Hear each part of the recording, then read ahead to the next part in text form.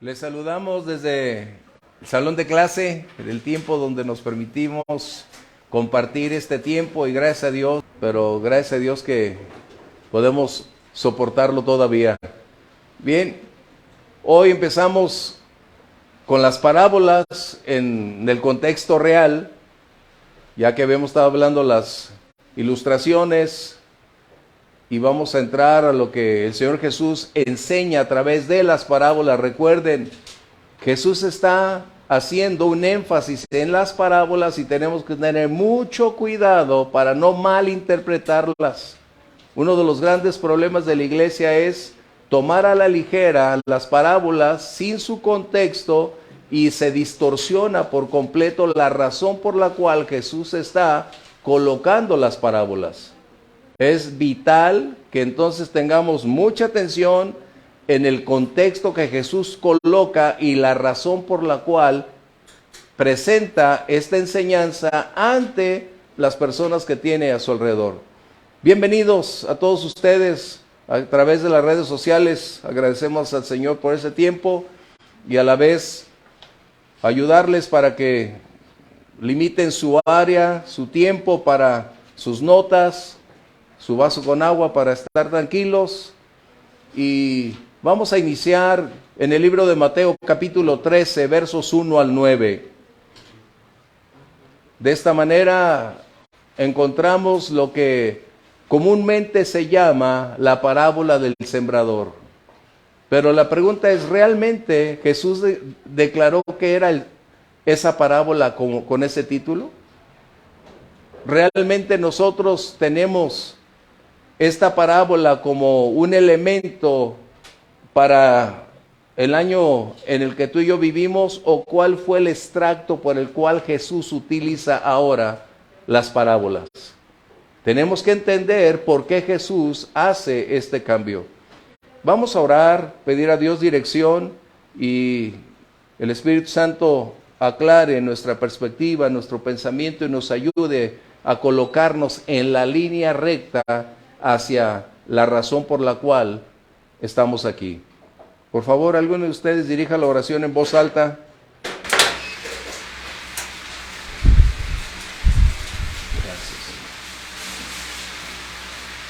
Gracias. Amén. Padre, te damos gracias por este momento, Señor. Sí, Señor. Te pedimos, Padre, que ahora, Señor, nuestra mente, Señor, podamos comprender, Señor, que de aquí en adelante y específicamente este capítulo 13 encierra varias parábolas que necesitamos verlas en su contexto general como un todo. Vamos a ver estas parábolas del capítulo 13 no de diversos ángulos. La enseñanza que Jesús está haciendo es un todo a lo largo de cada una de ellas, aunque existen elementos que van a ser diferentes una de otra. Eso tenemos que tener mucho cuidado. ¿Por qué? Porque Jesús, al utilizar una parábola, es para un propósito específico y hay elementos que no aplican en una de la misma manera y van a ser diferentes en otra. Eso tenemos que tener mucho cuidado. Permíteme leer entonces, verso 1 dice: en aquel día salió Jesús de la casa y se sentó junto al mar, y se le juntó mucha gente, y entrando él en la barca se sentó, y toda la gente estaba en la playa, y les habló muchas cosas por parábolas, diciendo: he aquí, el sembrador salió a sembrar. Y mientras sembraba, parte de la semilla cayó junto al camino, y vinieron las aves y la comieron. Parte cayó en pedregales donde no había mucha tierra y brotó pronto, porque no tenía profundidad de tierra. Pero salido el sol se quemó y porque no tenía raíz se secó. Y parte cayó entre espinos y los espinos crecieron y la ahogaron.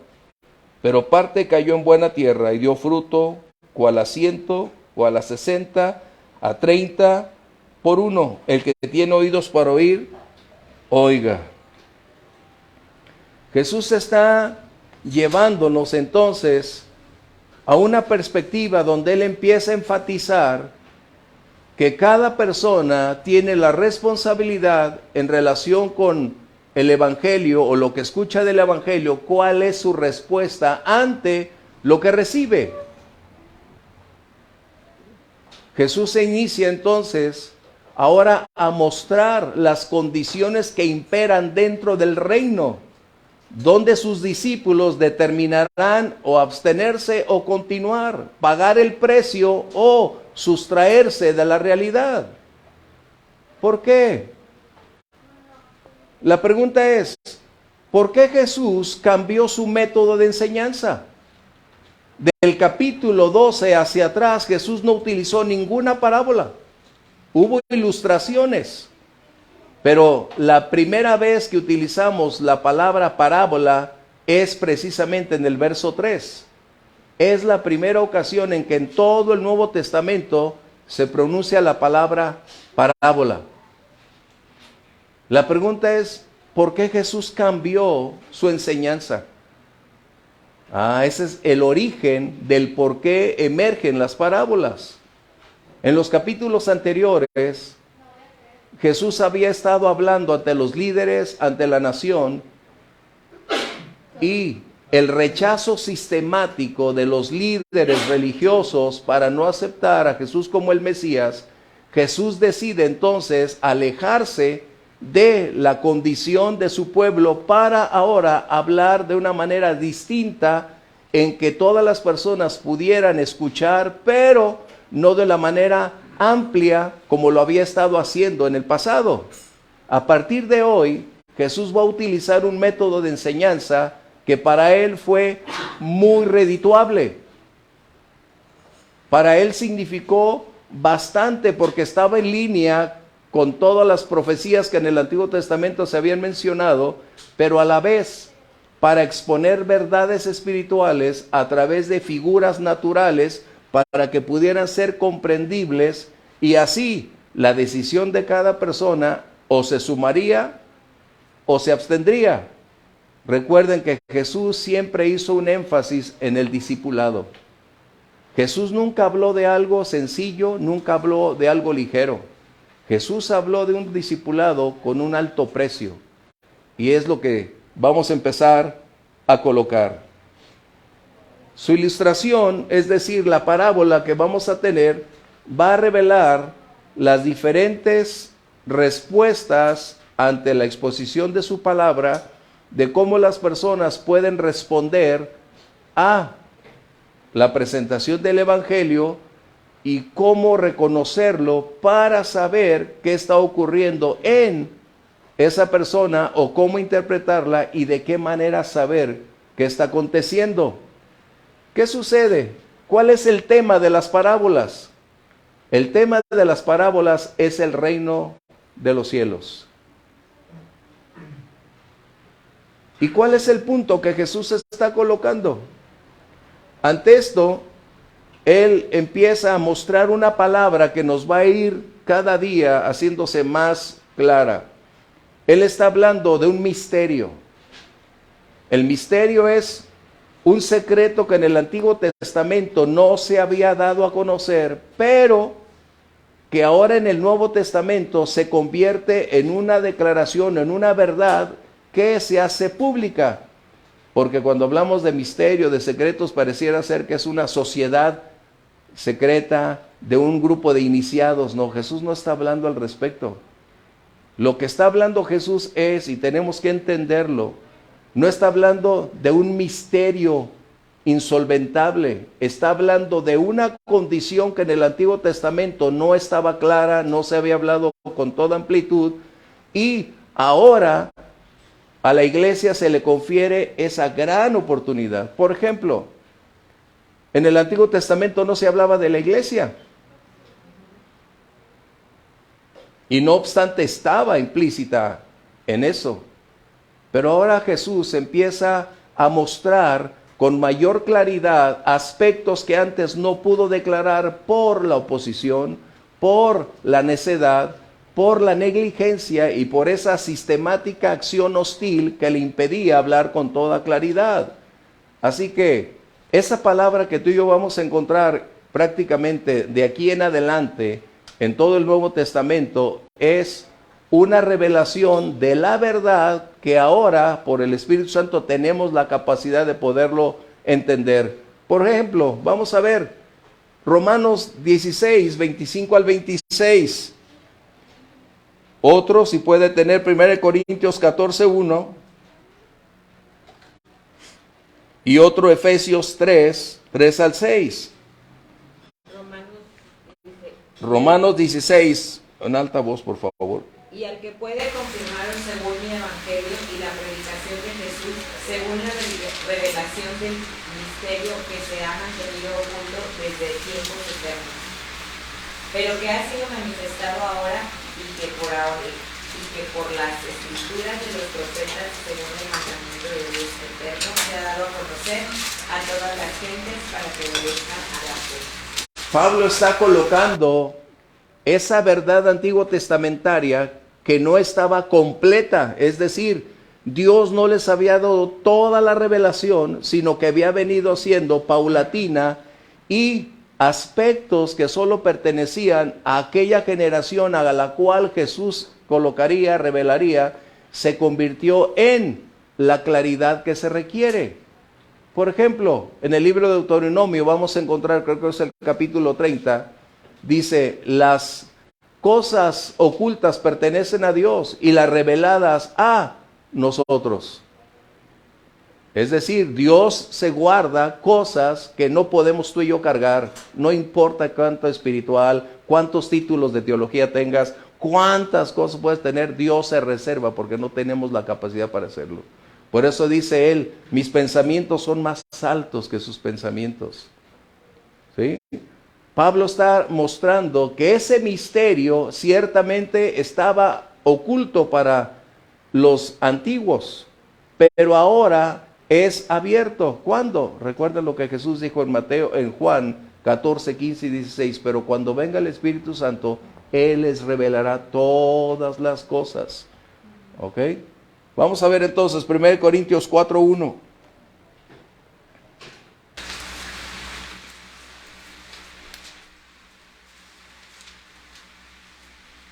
Así pues, ténganos los hombres por servidores de Cristo y administradores de los misterios de Dios. Wow. Esa palabra pareciera como si no conocemos lo que estamos hablando, pareciera como si fuera una sociedad secreta, que solo algunos pudieran tener acceso, unos iniciados, que tuvieran solo por pagar o por la posición que ocuparan acceso a. Pero estamos entendiendo que Pablo está mostrando con claridad que las verdades eternas desde el Antiguo Testamento hasta este momento ahora son reveladas por y para provecho de toda persona, es decir, para conocer la verdad del Evangelio. Vamos a escuchar Efesios 3, 3, 6.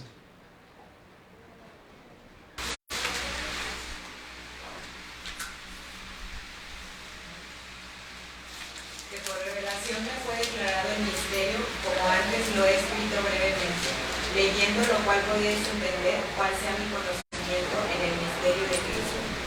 Misterio que en otras generaciones no se dio a conocer a los hijos de los hombres, como ahora es revelado a sus santos apóstoles y profetas por el Espíritu.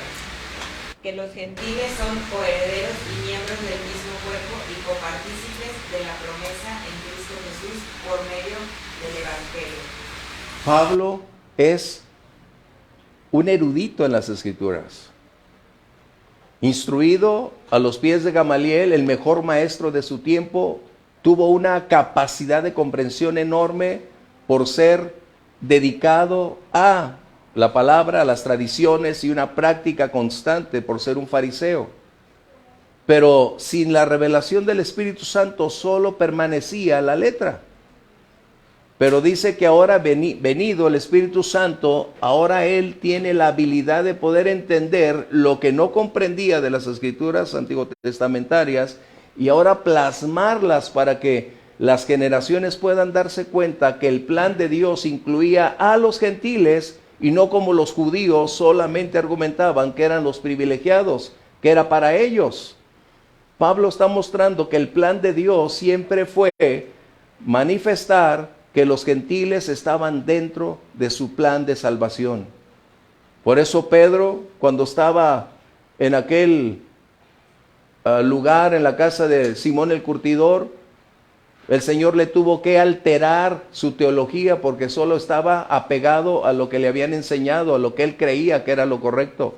Y es donde tú y yo necesitamos tener un espíritu enseñable.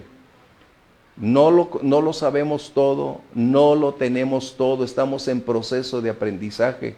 Pero si cerramos la puerta, si impedimos que el Espíritu Santo nos revele, nos vamos a quedar en el mismo lugar y no vamos a superar esa condición, porque es necesario que Dios trate conmigo, trate contigo, para cambiar nuestra perspectiva y establecer lo que Él es y lo que Él declara que debe ser. ¡Qué distinto! ¡Qué distinto! Es por eso que vas a encontrar esa palabra continuamente, el misterio, el secreto. Recuerda cuál es el origen y el por qué y el para qué. Es muy importante. ¿Cuál es el misterio? Lo que estaba oculto. ¿Qué dice el último verso que leíste? Por favor.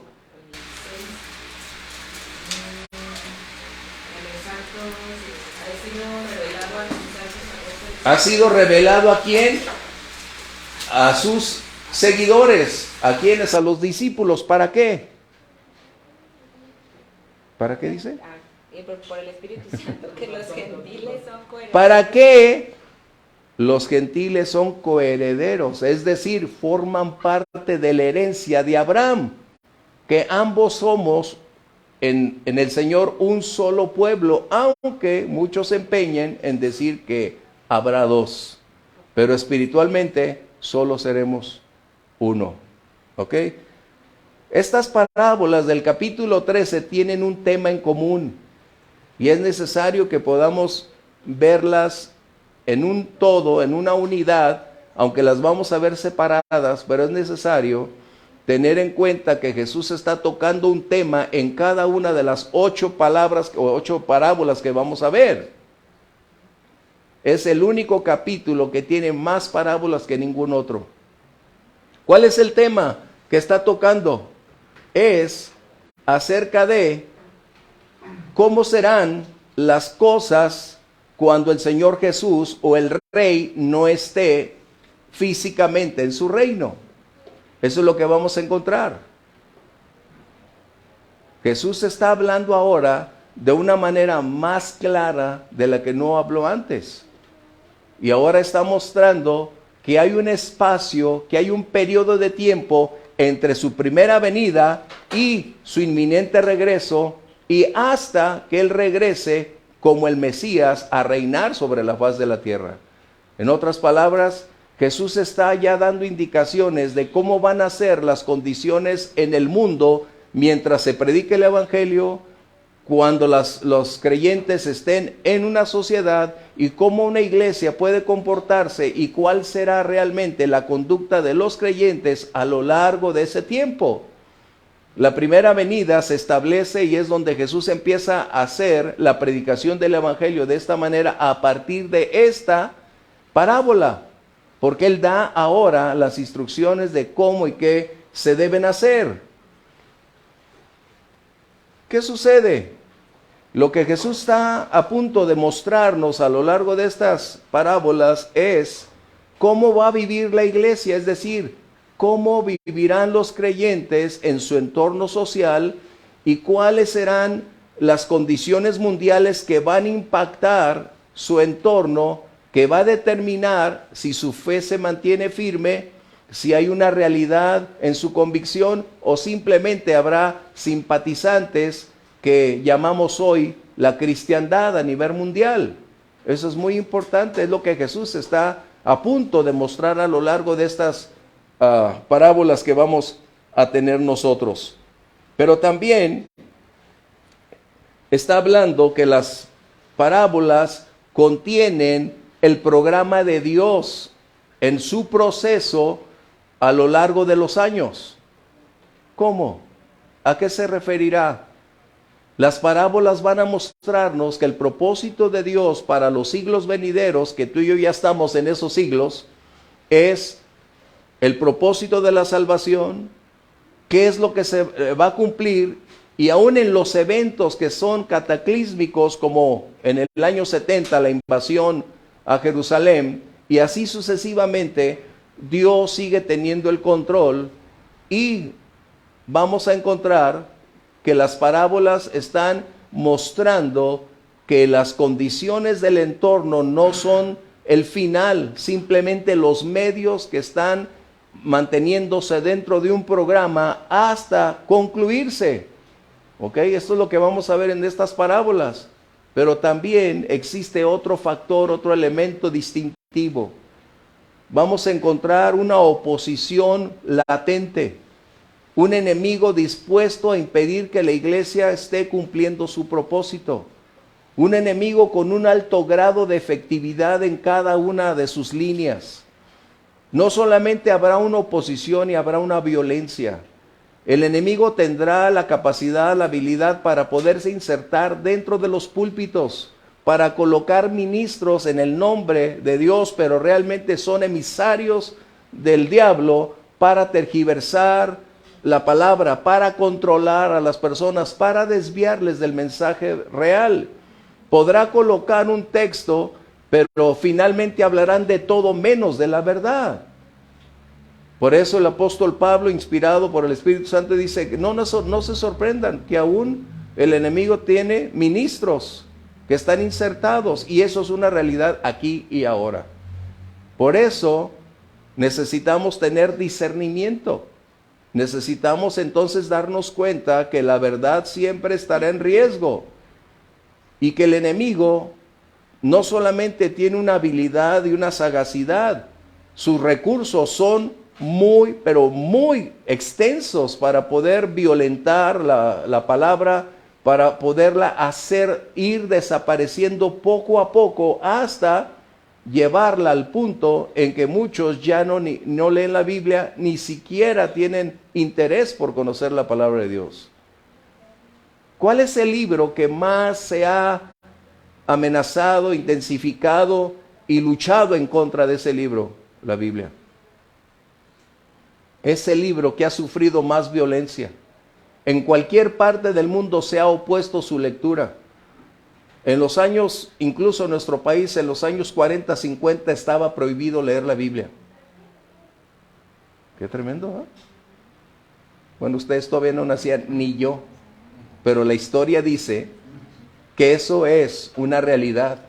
Y aún cuando se hacía un servicio, lo hacían en latín, en latón, en lámina. ¿No? ¿Por qué? Esa era una forma de limitar la fe. ¿Por qué? Porque la fe es el resultado de escuchar la palabra de Dios.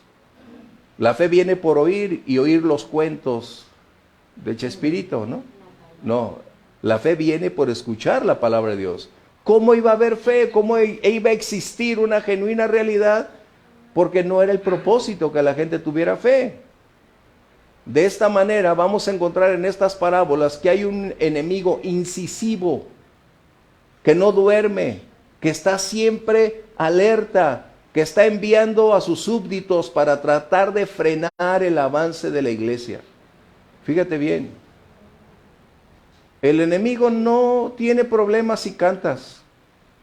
El enemigo no tiene problemas si diriges la alabanza. El problema del enemigo es cuando exponemos la verdad, cuando predicas la verdad, porque la verdad hace libre a las personas. ¿Te das cuenta? Y hemos perdido porque le hemos dado más énfasis a otros aspectos de la iglesia, a otros ministerios, que la predicación misma. Y la predicación es ir a tocar la puerta, compartirle a un amigo, a un vecino, hablarle a tu compañero. Esa es la genuina exposición de la palabra. En la iglesia se expone para ayudar, alentar, instruir, fortalecer, nutrir, pero la exposición de la palabra en cualquier ámbito donde tú y yo estemos será colocada como una amenaza a los intereses de un enemigo que está a la espera de tratar de impedir que eso acontezca. Hemos mencionado que no estamos supeditados a las obras del enemigo, porque mayor es el que está en nosotros, porque el Señor es quien dirige su iglesia, es quien fortalece su iglesia. Pero Jesús no está ignorando ni que ignoren los suyos a qué fuerzas hostiles se van a encontrar o se van a enfrentar. Jesús no ha estado silencioso a sus discípulos para no advertirles que habrá grandes conflictos, adversidades generadas por un enemigo que odia todo lo que es Dios y que va a tratar de tergiversar la imagen de cualquier creyente para tratar de no ser una figura que revele el carácter de Dios, el carácter de Cristo. ¿Sí? ¿Comentarios? Esto es lo que vamos a ver en todas estas profetas. Esto que menciona la palabra que dio Gaby respecto de los gentiles, pues a mí me hace alusión a la cuestión también de la adopción, que somos adoptados, y luego también hay una parábola que dice insertados en el viñedo, dice también, ¿no? Que somos insertados. Eso, al ser insertados nos convierte en un solo viñedo. Ok, ese es Romanos. Y la adopción es precisamente, nosotros no somos los hijos naturales o las ramas naturales de la higuera. Nosotros somos injertados y eso no nos debería dar el orgullo, por el contrario. Agradecer a Dios que en parte la dureza del corazón de los israelitas propició que ahora el Señor diera un giro para cumplir su propósito. De hecho, el Señor ya había comentado en el libro de Deuteronomio, porque los provocaré a celos con otra gente. ¡Qué tremendo! Capítulo 32 de Deuteronomio es ese, porque los provocaré a celos con otra gente. Y ese es el punto. ¿Qué va a suceder? Que Jesús está colocando el panorama a través de las parábolas muy amplio para mostrar cuál es el plan de Dios, el avance sistemático de su plan, a pesar de una oposición que se está generando a partir ya de lo que Jesús está enfrentando desde los líderes de Israel hasta la muerte en la cruz del Calvario y sucesivamente a lo largo de las generaciones. Pero vamos a encontrar que 4 parábolas en este capítulo son públicas, es decir, Jesús instruyó públicamente estas 4 parábolas para que los oyentes tuvieran la oportunidad de escuchar, de reconocer el mensaje, de entenderlo y tomar una decisión. Eso es lo que vamos a encontrar. 4 de ellas fueron declaradas a toda la multitud que estaba dispuesto a escuchar. Pero hay dos parábolas que Jesús mismo le da la interpretación. Qué grato. Jesús nos da la interpretación de 2, muy clara, para que no tengamos el problema de perdernos en la interpretación. Porque hay muchas propuestas acerca de colocar advenimientos, posturas, si realmente el número 7, en fin, vamos a encontrar una enorme cantidad dentro de los eruditos o teólogos que solamente están estorbando el propósito para el cual está ahí. ¿Por qué digo estorbando? Porque al colocar su propia interpretación, están a quienes los siguen, los escuchan, limitando de llegar al contexto real. Así que 2 de esas parábolas Jesús las declara y nos da el contenido, el significado de esas parábolas que nos van a permitir mantener la firmeza. Recuerden, no es lo que tú y yo podamos pensar de lo que está escrito, es lo que Jesús revela de lo que es su voluntad. Eso es muy importante. ¿Comentarios? Jesús está utilizando una figura. Entramos aquí. Jesús está utilizando una figura que para los días de su tiempo fue muy común. Ver los campos y encontrar a las personas, los campesinos, involucrados en mantener el campo en buenas condiciones, y todo se hacía con un enorme esfuerzo. Todo requería una enorme inversión de tiempo desde temprano hasta por la tarde, y por lo general siempre eran 2 bueyes los que hacían el trabajo con quien estaba dirigiéndolos. Por decirlo de una manera, lo harían humana y mecánicamente, es decir, era su propia fuerza, su propia capacidad. Y Jesús a través de esta parábola está enseñando o nos va a enseñar que hay una condición que inicia en Él y hay una continuidad para quienes vamos a seguir compartiendo el mismo mensaje de salvación.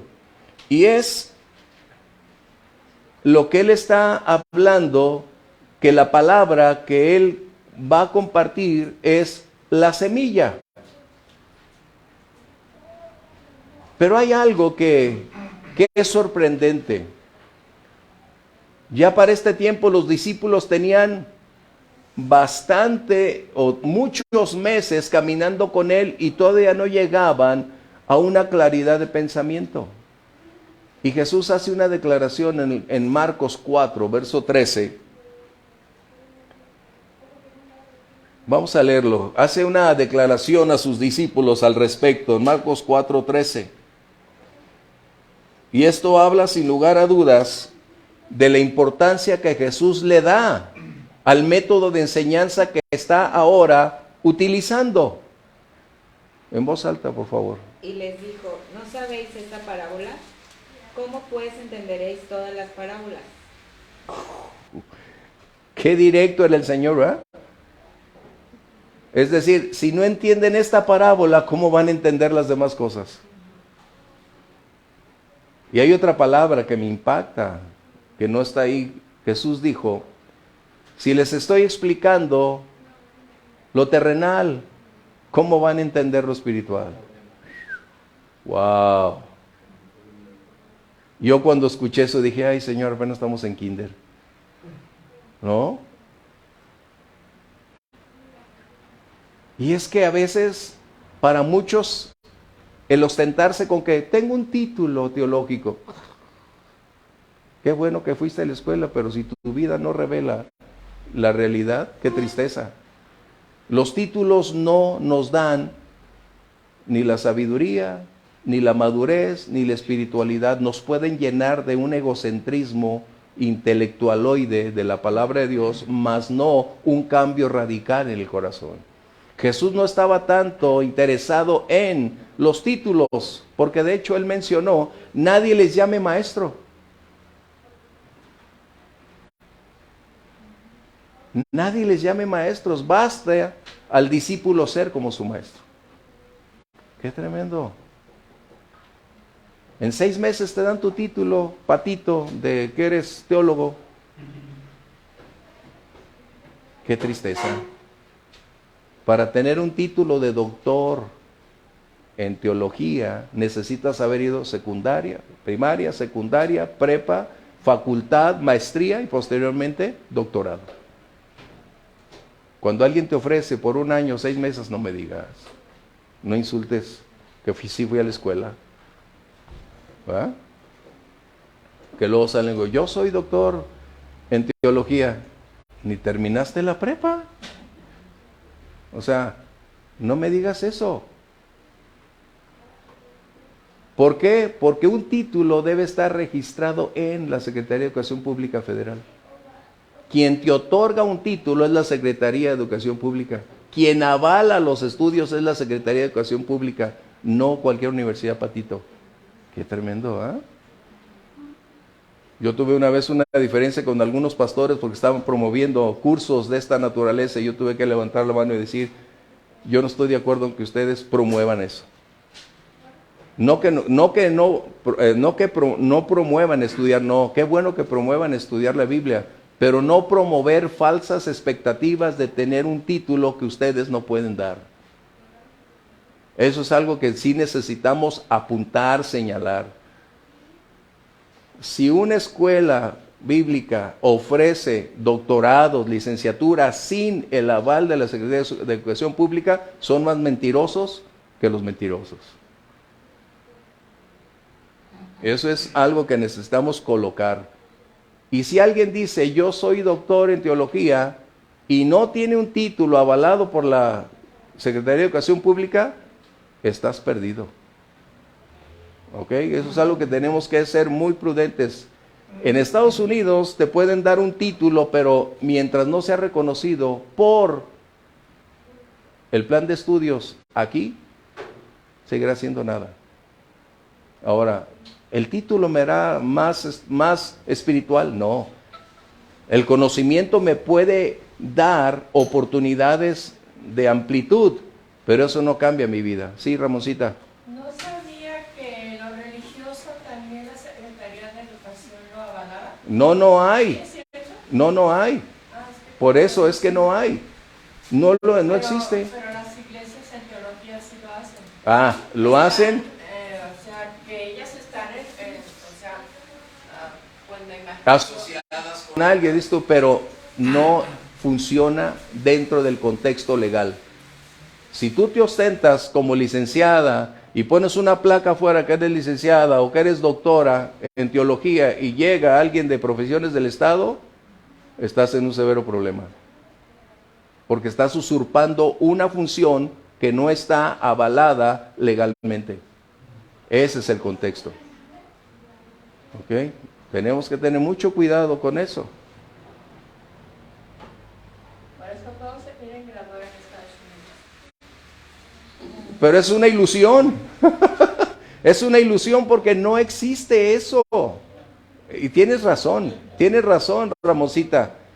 Pero ese es un conflicto porque no puedes tener ni una licenciatura o un doctorado cuando ni siquiera tienes la mínima preparación en los niveles básicos de educación. O sea, eso es ir contra toda la objetividad y toda la capacidad de comprensión para establecerlo. ¿Sí? Es como los que ostentan el título de pastor y no tienen hojas. Porque son ese chorrito, ¿no? Se presentan a ser pastor y ¿dónde está tu iglesia y dónde están tus orejas? No. Exactamente, ¿no? Sí. Sí, al final es fraudulento, es como decir que eres doctor y no lo eres. Mecánicos sin taller. Simplemente, hace años hubo 2 casos en la ciudad donde 2 señoras sustentándose como doctoras lastimaron a tantas mujeres pensando que nadie las iba a descubrir, que nadie iba a verificar si tenían un título, y cuando todas las cosas salieron mal, era evidente que no tenían una preparación académica y fueron colocadas dentro de Zapotlanejo como resultado de haber violentado la ley por no tener un título. Es como tu servidor. Si yo digo soy arquitecto y me ostento como arquitecto y alguien me dijera voy a presentar una denuncia en tu contra porque no tienes tu título, pues preséntale, ¿qué tal que saco mi cédula profesional y ahí dice que tengo toda la capacidad y los derechos para ser respaldado por el gobierno federal de que estoy haciendo buen uso de lo que estudié? Qué tremendo, ¿eh? Así que, bueno, ya nos salimos un poquito, pero era necesario colocarlo porque es difícil que muchos, en aras de pretender un ascenso en el conocimiento, engañen a muchos creyentes diciéndoles que les van a dar un título del cual no pueden ni tienen la capacidad de hacerlo. ¿Ok? Eso es muy importante. ¿Sí? Regresemos al punto entonces. La tierra que Jesús está hablando también tiene un contexto en mostrar que es la esfera de la voluntad donde el corazón radica, y es la respuesta de ese corazón, de esa voluntad, la que va a determinar en dónde y qué será de su vida, si dará fruto o se mantendrá ajeno al respecto. Bien, leímos entonces, vamos a algo más antes de leer el verso 4. ¿Vamos bien? Bueno, dice Jesús: he aquí el sembrador salió a sembrar. Y mientras sembraba, parte de la semilla cayó junto al camino y vinieron las aves y la comieron. Todavía no vamos a entrar en la explicación, porque nos falta un poco más. No vamos a entrar en la explicación. Vamos a entrar en por qué Jesús coloca estas palabras y qué trascendencia, qué significado, o cómo pudieran entenderla las personas que estaban escuchando esa palabra. Porque ellos no tuvieron acceso a la declaración personal de Jesús a sus discípulos. La multitud estaba escuchando esta parábola y ellos requerían colocar y poner todos los elementos para ubicarlos y sacar una conclusión. ¿Qué representaba el agricultor? ¿Qué representaba la semilla? ¿Cuál era la tierra? ¿Y qué estaba hablando acerca de cómo es que había un resultado o había una esterilidad? ¿Qué estaba Jesús mostrando al respecto?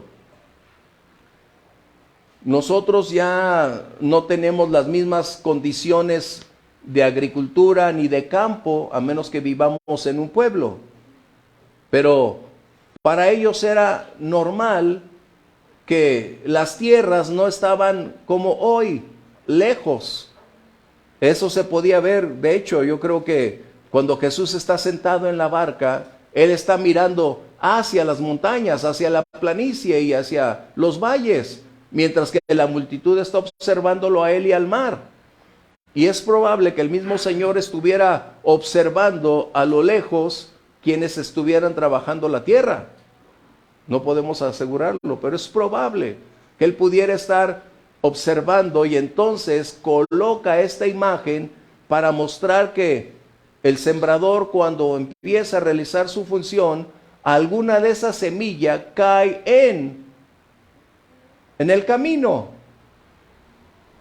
La pregunta es, ¿realmente habría posibilidades para sobrevivir y dar fruto la semilla en el camino?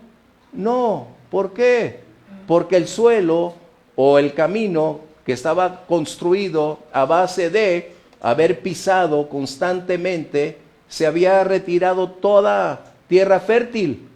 Ya era duro, insensible, impenetrable. De esta manera, el Señor está colocando el mensaje que habrá corazones, que habrá voluntades que están realmente duros y tan fuertemente compactado ese camino que no hay ninguna posibilidad para que la semilla tuviera una oportunidad no solo de sobrevivir. ¿Cuál es el principio de la semilla? Que la semilla tiene que entrar, penetrar, morir para dar fruto. Morir, recuerden, porque la semilla está viva a pesar de estar inactiva. La semilla tiene un poder dentro de sí misma para dar vida y para reproducirse. Y mientras la semilla no se siembre, qué interesante, tiene que enterrarse para morir y de esta manera producir. Así que lo que está enseñando el Señor Jesús es que acorde a esas condiciones, prácticamente sería imposible para una semilla sobrevivir. Recuerda, no estamos hablando todavía de la explicación. Es lo que ellos están escuchando y lo que Jesús está mencionando, pero agrega un elemento de enormes proporciones. Además de la dureza y de la compactación del terreno, que en algunas ocasiones esos terrenos tenían sal. Jesús de hecho mencionó, si la sal perdiere su sabor, no sirve sino para echarla en los caminos, que era lo que hacían los romanos, porque eso les permitía mantener una capa protectora contra el agua y de esta manera también evitaba que hubiese desperfectos. Qué interesante, esos romanos eran mis héroes en construcción, tremendos. El elemento que Jesús coloca es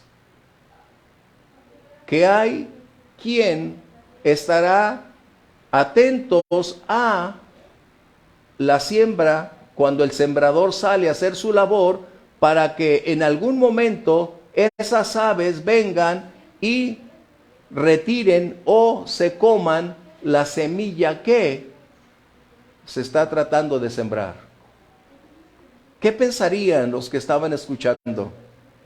¿Qué crees que estaban pensando? Porque ellos están escuchando y sacando conclusiones como tú y yo hoy. Nosotros tenemos 2000 años, tenemos toda la escritura completa. En ellos apenas estaba escribiendo, la estaban escuchando por vez primera.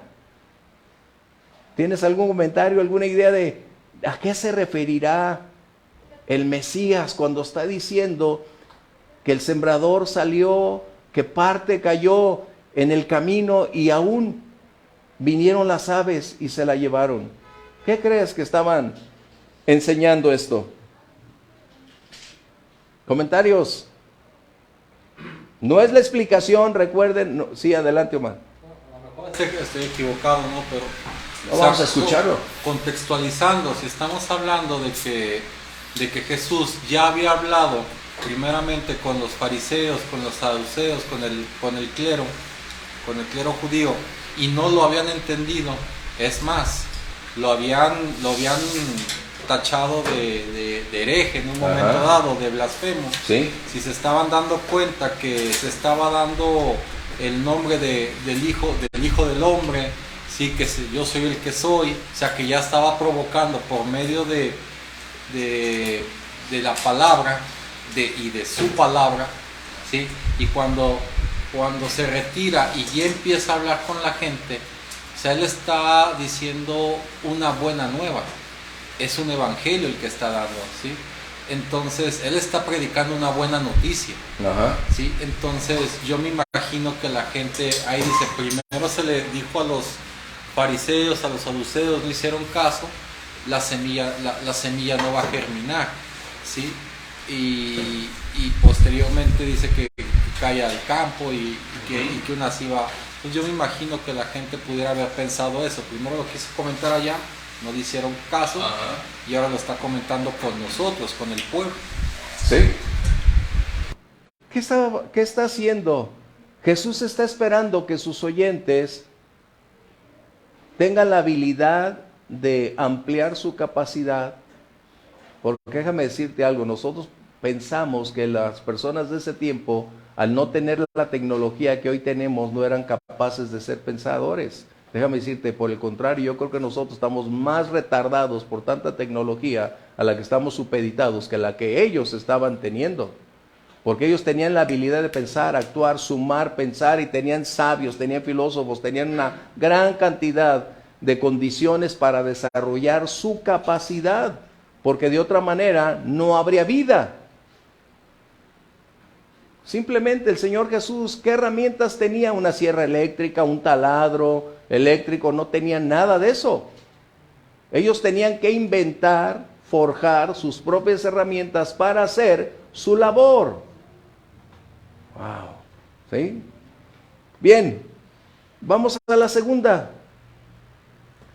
Jesús está hablando, dice que alguna cayó en pedregales, donde no había mucha tierra, y brotó pronto porque no tenía profundidad, pero salido el sol, se quemó porque no tenía raíz, se secó.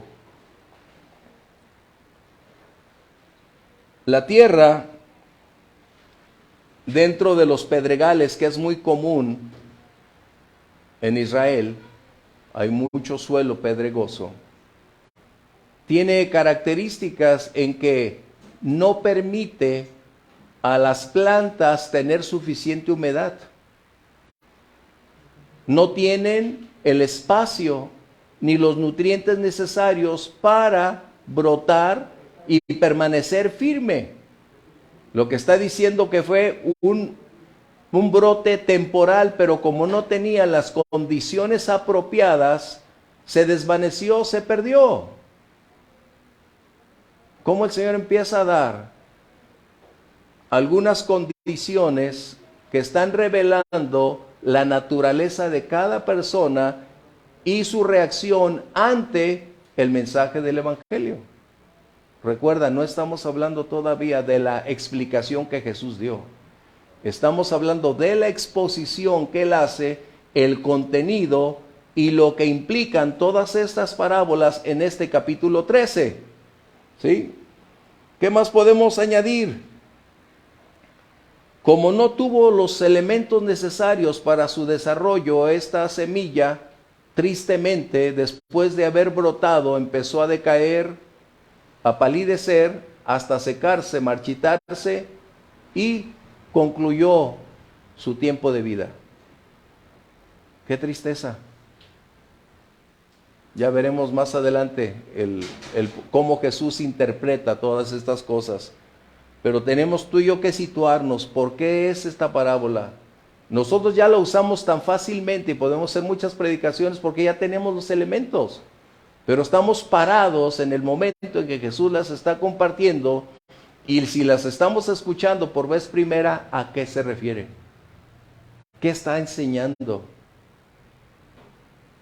La mayoría de estar ahí sentados escuchando a Jesús necesitaban reconocer primero que Él era el Mesías prometido, que Él estaría enseñando la verdad, y lo que Él estaba proponiendo ahora representaba el principio de una vida plena como de un destino asegurado eternamente. Es lo que Jesús está enseñando. Bien, la buena tierra, dice aquí, 7, y parte cayó. Esa no, me falta esa, perdón. Estamos hablando de pedregales. Y parte cayó entre espinos, y los espinos crecieron y la ahogaron. Los espinos permiten breves espacios en su entorno. Yo no sé si tú conoces, pero ahí es mi esposa y Elsa, son muy dadas a tener plantas con demasiadas espinas. Hasta a veces me parece que hablan de comida, que las suculentas, y de muchísimas cosas que hablan. Bueno, pero tienen unas que se llaman corona de Cristo. ¿Sí? Bueno, para que vean que sí sé, sí escucho. Y esas tienen una capacidad increíble de impedir que las plantas a su alrededor florezcan. Es más, aprovechan el entorno donde están las otras plantas y se adjudican su fuerza, se adjudican sus nutrientes para hacer a los espinos más grandes, más gruesos, sólidos, estables, y deteriorar la calidad de la vida de esa planta hasta que se pierde. Mira, no soy agricultor, pero lo veo en la casa y con Elsa, cuando siembran esas plantas y son resistentes. Déjame decirte, los espinos tienen una increíble capacidad de supervivencia. Pueden permanecer muchísimo tiempo sin agua, un espacio reducido, y lo aprovechan al máximo. Esto quiere decir que la buena semilla fue ahogada por la gran fuerza que ejercía el espino para impedir que su vida fructífera no se desarrollara. Los espinos le permitieron a la semilla caer, tener un tiempo, un brote, un retoño, pero pronto los espinos alcanzaron una estatura para oprimir, superar y desvanecer lo que parecía una gran promesa. Qué tremendo. Yo creo que los oyentes de Jesús estaban perplejos en ese momento. ¿Qué se referirá? Para ellos era muy clara la ilustración parabólica de Jesús, porque la mayoría se dedicaba al campo, a la pesca. La mayoría estaba insertado en este renglón de producción natural. No había fábricas, no había oficinas, no había lo que hoy tú y yo tenemos. Por lo tanto, ellos estaban acostumbrados a la vida rural. Y lo que estaban escuchando de Jesús lo podrían asociar con su vida cotidiana. Pero el problema es cómo aplicarlo en el ámbito espiritual. Jesús estaba enseñando una verdad espiritual a través de elementos naturales para que pudiera ser más fácil la comprensión de esas verdades. Y es como tratar de retroceder el tiempo y pensar o indagar qué era lo que realmente cruzaba por la mente de los que estaban ahí. ¿Cuántos comprenderían esta verdad? ¿Sí? ¿Comentarios? Estamos con los espinos. Bien. Vamos a la otra. Verso 8. Pero parte de la semilla cayó en buena tierra y dio fruto 160 y al 30 por uno. Era obvio ya en este momento para la condición de los ligados a la agricultura que ese proceso estaba llegando ya al feliz término. Hubo el tiempo de sembrar, el tiempo de cuidar, el tiempo de alimentar, el tiempo de mantener limpia la siembra y propiciar en ese cuidado que fuese el tiempo proveyendo juntamente con las condiciones naturales que proveyeran el espacio, el tiempo y la calidad de vida de esa semilla para llegar a su nivel productivo, para alcanzar su producción máxima. Y esto está Jesús enseñando que no todas las semillas, a pesar de ser del mismo género, tienen la misma capacidad de producción. Ese es otro principio. Aunque sean todas semillas del mismo género, no todas tienen la misma capacidad de producción. Wow. Pero Jesús está diciendo que la que cae en buena tierra es la que tiene un alto grado de efectividad, ya sea al 30, al 60 o al 100 por uno.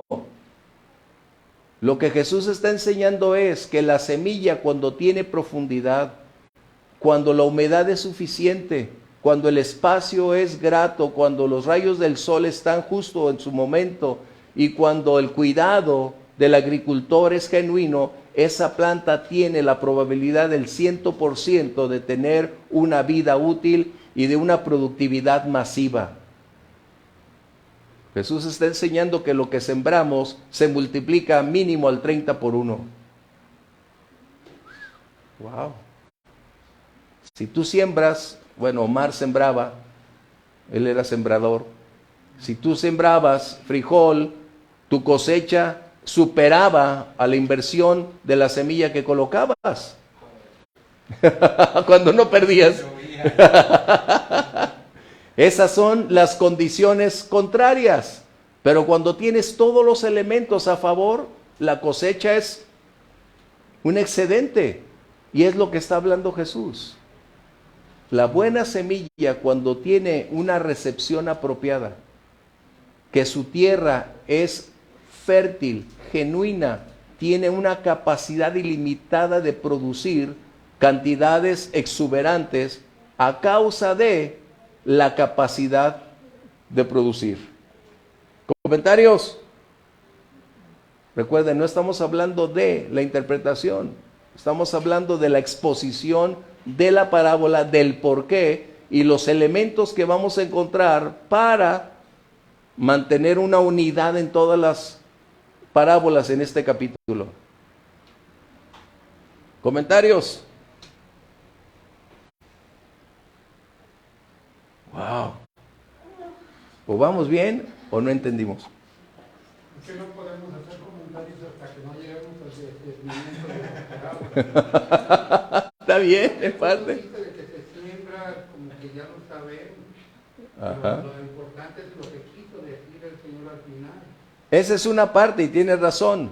Pero en este contexto estás hablando de quienes están sentados oyendo. ¿Cuál es su reacción? ¿Qué pensaron? ¿Cuál era su punto? Ellos nunca tuvieron, ahí es donde necesito apuntar, ellos nunca tuvieron acceso a la explicación. Nunca. Por lo tanto, no hicieron ningún comentario. No. ¿Cuál fue la respuesta que ellos tuvieron a la exposición del mensaje de Jesús? Ese es el punto. ¿Cuál fue la respuesta? Ellos no tuvieron acceso a la declaración de Jesús, porque esa fue particular a sus discípulos.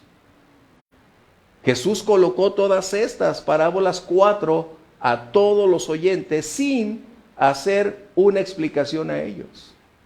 Ese es el punto. Por eso el verso 9 dice, el que tiene oídos para oír, oiga. Jesús está apelando a que quienes tenían la capacidad, la habilidad para poder analizar, para poder pensar y colocar las verdades que desde niños aprendieron acerca del Antiguo Testamento y lo que el Mesías representaba acerca de su deidad, la función a la cual él venía, cuál era el propósito del Mesías. Ellos habían leído esto ya en el Antiguo Testamento. Por lo tanto, ante esta exposición, la gran mayoría debió tener una idea, un pensamiento, un análisis, una conclusión de qué estaba hablando Jesús o cuál debería ser su respuesta. Jesús estaba entendiendo que no había ignorancia, porque de otra manera no hablaría en parábolas. Jesús estaba despertando el interés de todos los ahí reunidos, porque a veces tenemos la idea que las parábolas niegan la capacidad de comprensión. Por el contrario, las parábolas permitían a un proceso de pensamiento, de razonamiento, de meditación o de meditar en lo escuchado y extraer conclusiones apropiadas en base a, no solamente al tema, sino acerca de quién estaba frente a ellos. Ese es el punto. Recuerden, estamos ahí parados como si estuviéramos tú y yo en esa multitud. A mí me resultaría demasiado difícil lo que Jesús estaba diciendo, porque ya tengo respuestas. Pero ellos no tenían respuestas. Ellos estaban escuchando y ellos tenían que buscar la respuesta o para decidir unirse o decidir abstenerse de caminar con Jesús. Qué impactante. Esto es lo que está pasando. El método de enseñanza de Jesús cambió como resultado de el rechazo sistemático del liderazgo. Jesús ya no salió a ampliar su abanico de sabiduría, de revelación al pueblo ni a los líderes, sino que ahora utilizó este medio de enseñanza llamado parábolas para mostrar verdades espirituales a través de aspectos naturales y propiciar que las personas pudieran comprender esas verdades. Pero ahí mismo nos da la respuesta en el 11. Ah, pero todavía tú ya estás en el 11. No, es que tienes que situarte. No, pues ya me situé. Yo sé que ellos lo entendieron y Jesús les dijo, no lo van a poder entender. Llévame donde ya lo entendí. Sí, adelante. Bueno, pensando en eso, que ellos estaban sin haber todavía recibido la revelación, en Isaías 55 ya Dios había hablado de lo que significaba la semilla, porque dice, porque como desciende de los cielos la lluvia y la nieve y no vuelve allá, sino que riega la tierra y la hace germinar y producir, y da semilla al que siembra y pan al que come, así será mi palabra que sale de mi boca, no volverá a mí vacía, sino que hará lo que yo quiero y será prosperada en aquello para que la envíe. Entonces creo que ahí se pudo haber hecho la relación, ¿no?, de lo que ya habían escuchado. Jesús siempre, todos sus temas estaban, lo he mencionado reiteradamente, en relación con la Escritura. Todo lo que él habló siempre estaba en relación con la Escritura. Por consiguiente, todos los que habían sido instruidos desde niños en la Torá sabían que todos esos términos, como el Mesías los estaba declarando, formaban parte de su revelación nacional y debieron haber colocado todas estas condiciones. ¿Cuál fue el problema? Que el liderazgo no quiso reconocer a Jesús por muchísimas razones, entre ellas por no compartir con él el liderazgo. ¿Y qué sucedió? El pueblo, la gran mayoría, al ver que sus líderes no aceptaban al Mesías, muchos no lo aceptaron. Pero esa palabra y otras tantas que habla de la siembra es una realidad en todo el Antiguo Testamento. Vamos a anotarla aquí. ¿Y cuál es? Para que lo tengan los que la tienen. Ay. Isaías 55. No, es que no la... No, yo la iba a poner ahí, pero después la ponemos. Isaías 55, 10 Yo sé. y 11.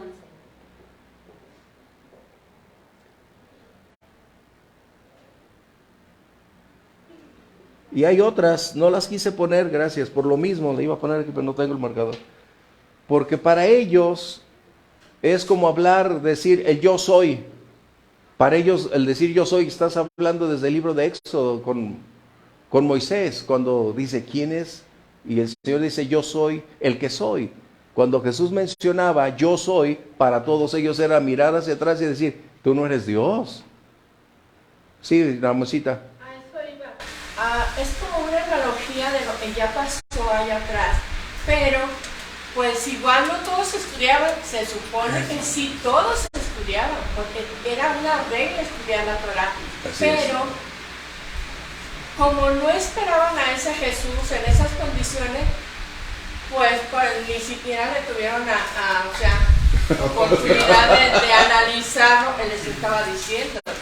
Sí. Y es como para mí ahorita, o sea, haz de cuenta, te entiendo menos de lo que quisiera, porque me dieron la respuesta primero. Exacto, ¿sí? ese es el Entonces, punto. ahorita yo tenía la analogía de lo que se quiso decir, pues no estudié la Torah antes de, entonces ellos tenían la Eso culpa, nos pero pasó. yo no te entiendo mucho. ¿Por qué? Porque tenemos hoy nosotros ya una historia de la que no queremos pensar, no queremos meditar, porque ya tenemos las respuestas. Es como si vas a hacer un examen y te dan la hoja de las respuestas. Y dices, pues qué fácil, ya me la sé. No. La razón del por qué hablaba en parábolas la vamos a ver, ya no nos alcanza la clase. La razón del por qué hablaba en parábolas, ahí viene. Igual Eliseo, así Grimaldo. Yo tengo un concepto. Jesús les hablaba a la multitud. Y me da la idea que la multitud era el pueblo. Gente común que tenía que trabajar, pescar. Y lo que tú mencionas, que ellos deberían de leer la Torah y todo lo que significaba eso, me da la idea que había dos clases. La de los escribas y los fariseos que estaban al pendiente, que siempre leían eso, mas no el pueblo. El pueblo es igual como nosotros. No. Hasta el día de hoy, todo niño judío es docto en las Escrituras. Por eso Jesús a los 12 años ya estaba en el templo, porque había sido instruido. Entonces debo de creer que todos eran escribas. No, son dos cosas distintas, escribas y fariseos. Tenían el mismo concepto de los fariseos. No, es como nosotros, los que nacimos católicos. Todos sabemos el Padre Nuestro, la Santa María y el Dios que salva. Es como una regla general. Exacto. Es lo mismo en los judíos. Todos los niños tenían Pero que saber. no estás viviendo en el seminario. ¿Tomás? Sí, no, o sea, sí había una gran cultura intelectual sobre la Torah, perdón. Sin embargo, a donde Jesús llegó fue contra el liderazgo, ¿sí? Contra el liderazgo que había y va contra el templo, ¿sí? O sea, esa fue la situación al final, porque cuando Cristo resucita, ¿sí? Los apóstoles ya están pensando que el templo se va a destruir el templo y se van a acabar los sacrificios, ¿sí? Entonces, esa nueva predicación, porque ahorita me estoy acordando, o sea, ya Cristo, el tiempo se ha cumplido, el reino de Dios se ha acercado, arrepiéntanse y crean en el Evangelio. Eso es lo primero que dice. Entonces, aquí yo me imagino que es lo que la gente está escuchando, porque sí tiene conocimiento de la Torah, pero en un momento dado él está predicando el arrepentimiento con toda claridad, el acercamiento del reino de los cielos, y está dando el evangelio. Entonces la gente es lo que está volteando a ver qué está diciendo. Por citar otro ejemplo, cuando Natanael escucha, ¿qué dice? ¿Saldrá algo bueno? ¿Por qué? Porque conocían la Escritura. O sea, si hay alguien que estudia desde niño, son los judíos. Pero ¿no será que también como el Espíritu Santo no estaba ahí en ellos, no había... Pero la asociación de términos era lo que podía hacerse. Una mente acostumbrada mínimo tenía que hacer una asociación. Por ejemplo, cuando Herodes manda a los sacerdotes traer, cuando llegan aquellos en la búsqueda del rey de los judíos, empiezan a darse cuenta y dicen, es que dice aquí. Y ellos tenían el conocimiento de dónde iban a ser y dónde estaría y cuál era el tiempo. De esta manera entendemos que tanto el liderazgo como el pueblo tenían una inclinación para las Escrituras. ¿Por qué? Libro de Deuteronomio, simplemente, capítulo 32 dice, y enseñarás a tus hijos y las recordarás y ellos continuarán la enseñanza. O sea, este era un mandamiento que todo papá responsable hacía. Por eso es que el pueblo judío siempre conocía la ley y lamentablemente era muy literal. No tenía mucho entendimiento, pero era muy literal. Pero siempre el mandamiento de Dios fue instruir a tus hijos, y estas las colocarás en los dinteles de la puerta, cuando salgas, cuando andes por la calle, donde estés. Esta era la razón. Por ejemplo, si tú estás hablando de la enseñanza, ¿a qué crees que se hacía la fiesta de los tabernáculos? Que podíamos nosotros llamar a la acción de gracias. ¿Qué crees que era la fiesta de los tabernáculos? No era solo un recordatorio histórico de haber acampado en casas temporales de campaña. Hasta el día de hoy, los judíos siguen teniendo la misma condición. ¿Y cuál es la enseñanza?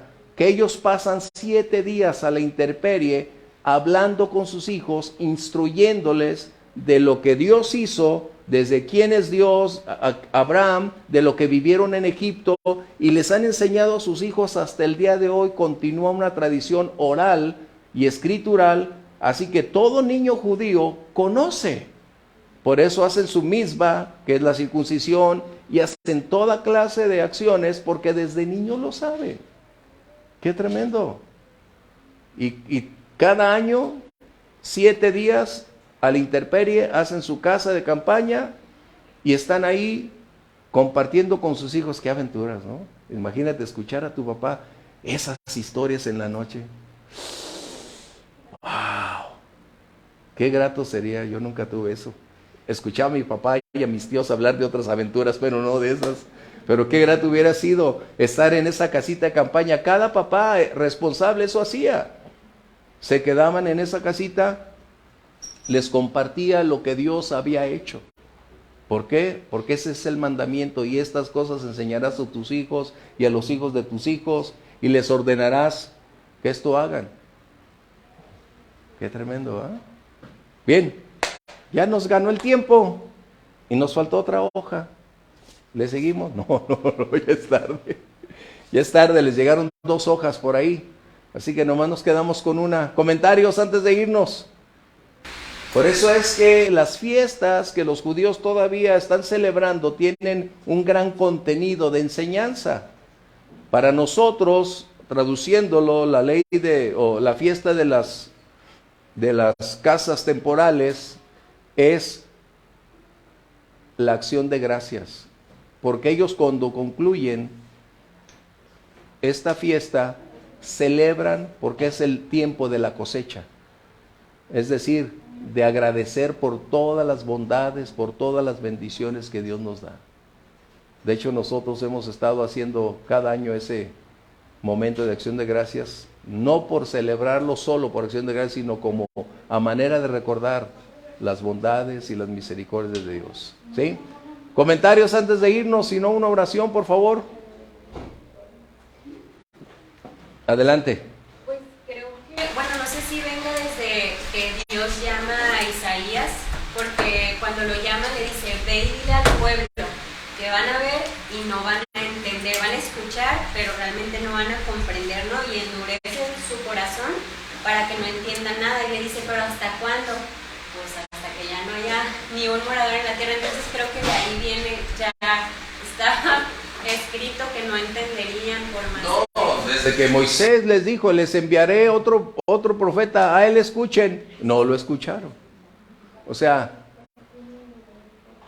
la dureza del corazón del pueblo de Israel hasta el día de hoy es una realidad. Si tú lees el capítulo 32 de Deuteronomio, vas a encontrar que Dios dice, pueblo necio, pueblo duro, pueblo crítico.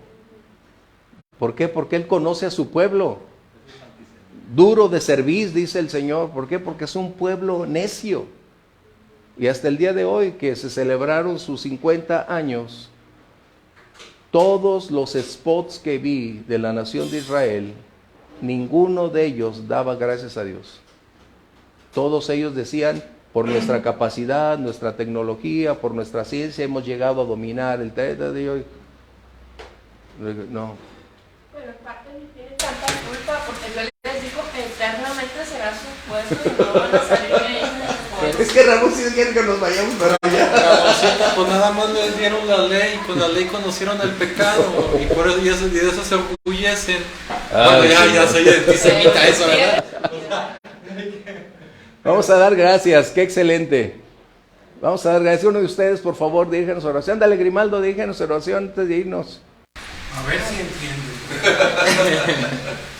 Bendito Dios y Padre nuestro Señor. Gracias, Señor. Una vez más estamos agradecidos, Señor, por estos momentos en los cuales, Señor, tu palabra sin respuesta ha sido explicada, Señor. Muchas gracias. Ahora te ruego, Señor, que nos hagas entender, Señor, que nos des un espíritu de sabiduría y entendimiento para saber a qué hemos sido llamados, Señor. Te doy gracias por la vida del pastor, Señor, que se esfuerza en explicarnos, pero también te pido, Señor, que nos des un corazón sensible para entender y discernir, Señor, la enseñanza, Señor, y sobre todas las cosas ponerlas por obra. Sí, gracias por la vida de cada uno de mis hermanos. Llévanos con bien, Señor, y ve con nosotros. Señor. En el nombre de tu amado Hijo, nuestro Señor Jesucristo. Amén. La próxima clase será este mismo capítulo, versos 10 al 17, para que lo estudien, por favor. Aunque ya, entrar a la explicación. Aunque ya tienes, es otra clase. Pero ya vamos a ver. No, ahora vas a ver otras cosas que en parte mencionó Audrey, que están ahí. Es que nos lo vamos a llevar paso a paso, como en las películas.